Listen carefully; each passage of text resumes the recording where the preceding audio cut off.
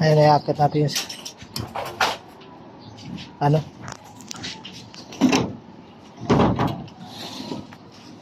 Mga boss. Ayan mga boss, si Boy Labo. Ano po? Sasahig na po tayo mga boss. Ito, tapos na natin lagyan ng siding yan. Sasahigan na lang. Ano po? Ayan si Kuya, extra. Ayan. Mela. Edra.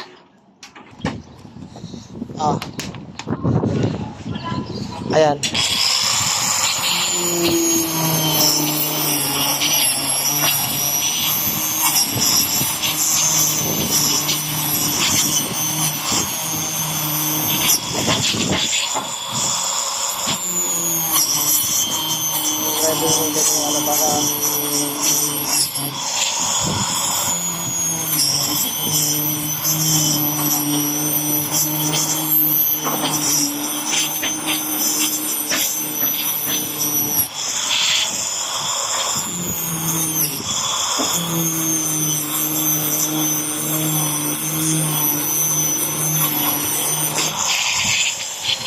Tingnan po natin. Dito po mga boss, naglagay na ako ng abang. Ayan. Tubo na tayo. Diyan natin ipapasok yung PVC na tres. Abang ng CR doon po kasi banda ang CR. Dito po natin pagdadaanin. Ano po? Yung sukat po niyan, galing po dito sa hollow blocks dito. In-estimate na natin 35 cm. Ano po? Para pagdating doon, yun din yan, 35. Para hindi gipit kapag may ano po mga boss, nag-abang tayo ng para sa inodoro o sa bowl.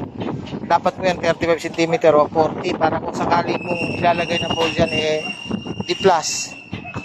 Ano po yung malaki, sakto pa mga boss. Ano po, ayan. Tapos yung sa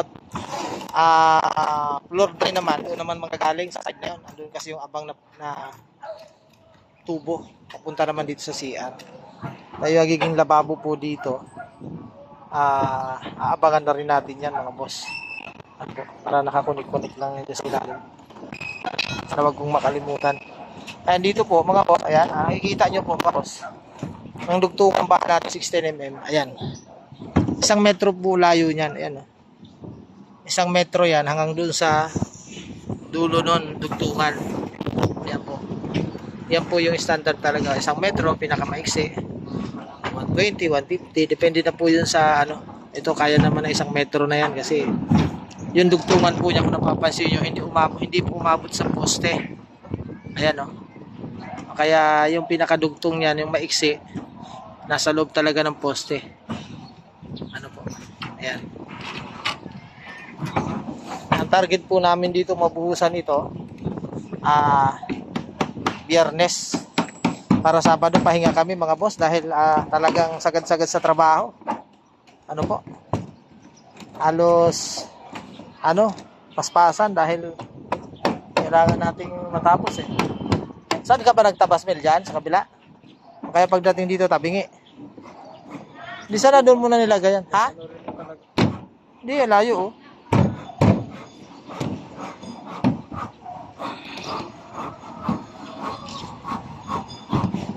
Okay na yan. Grinderin mo na lang ulit ito. Ayan.